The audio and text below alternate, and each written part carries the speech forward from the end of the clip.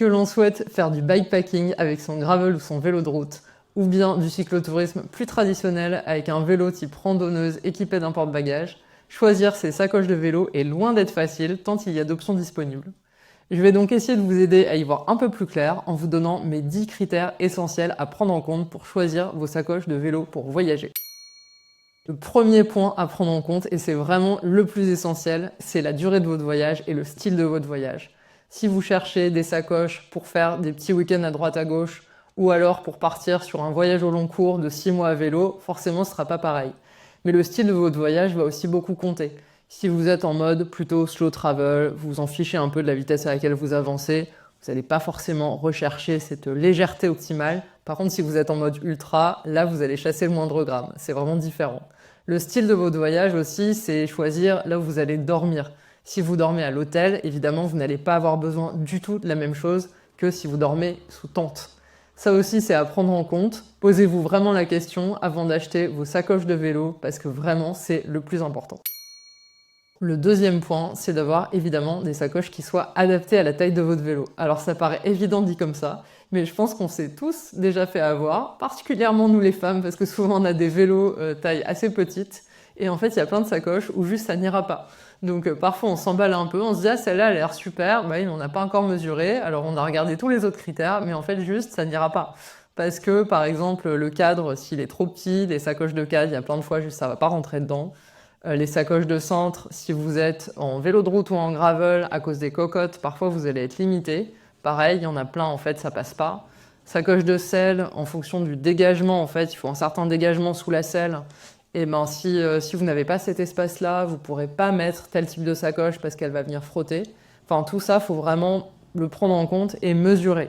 N'hésitez pas à mesurer, les fabricants ils donnent tous des spécifications, vous prenez 20 cm et vous allez mesurer avant toute chose parce que c'est un critère vraiment essentiel. Paniquez pas si vous voyez qu'il y a plein de sacoches qui collent pas trop avec la taille de votre vélo. Moi j'ai un vélo taille S, il y a effectivement plein de sacoches qui ne passent pas, mais en fait il y a toujours des solutions. C'est juste qu'on va devoir en général plutôt multiplier le nombre de sacoches plutôt qu'en avoir juste 2 par exemple, mais en tout cas il y a des solutions. La troisième chose, ça en fait, ça va un peu avec le style de voyage et aussi avec le type de vélo que vous avez. Si vous êtes équipé d'un vélo type gravel, en général, on va plutôt aller vers des solutions type bikepacking. Donc le bikepacking, en fait, c'est aussi du voyage à vélo, hein, mais c'est des sacoches qui vont être en général plus légères, qu'on va venir accrocher un peu partout sur le vélo, mais qui ne seront pas fixées à un porte-bagages en tout cas. Si vous avez par contre un vélo type randonneuse, vélo de trekking, là en général il est équipé d'un porte-bagages et on ira plutôt vers des sacoches plus traditionnelles. Ça c'est aussi une réflexion à avoir en amont en fait, avant d'acheter votre vélo, d'envisager votre voyage, parce qu'on ne va pas forcément voyager de la même manière. Avec une randonneuse équipée de grosses sacoches sur un porte-bagages, on pourra charger beaucoup plus que si on est sur un vélo carbone en bikepacking par exemple. Ensuite, la matière des sacoches. Ça, je vous invite vraiment à regarder, à aller toucher si vous pouvez en magasin pour voir un peu la qualité de la matière. Déjà, il y a cette qualité où vous allez voir si ça a l'air durable ou pas. N'hésitez pas aussi à lire des avis que vous trouverez pour avoir une idée. Et aussi le côté imperméable. Vraiment, avoir des sacoches qui ne sont pas étanches, c'est une galère. En général, c'est moins cher, hein, mais retrouver toutes ces affaires trempées en fin de journée quand on est soi-même déjà un peu trempé, franchement, je vous conseille pas. Donc regardez bien ce point, l'étanchéité, c'est hyper important. Ensuite, la facilité d'accrochage. Ça paraît bête, mais je trouve qu'on se fait souvent avoir quand on débute. C'est pas forcément quelque chose qu'on a tendance à regarder quand on regarde les différentes sacoches. Et pourtant, quand on voyage à vélo, on va être amené à décrocher, accrocher ces sacoches un certain nombre de fois. Si à chaque fois, vous passez 10 minutes à les accrocher juste parce que la sangle, elle est un peu mal fichue et que ça passe pas bien, franchement, ça va vous crisper. Donc regardez aussi ça, voir si le système d'accrochage il est facile, que vous arrivez à le manier facilement et du coup que vous pouvez passer un minimum de temps pour accrocher, décrocher vos sacoches. La facilité d'ouverture et de fermeture, c'est aussi un critère.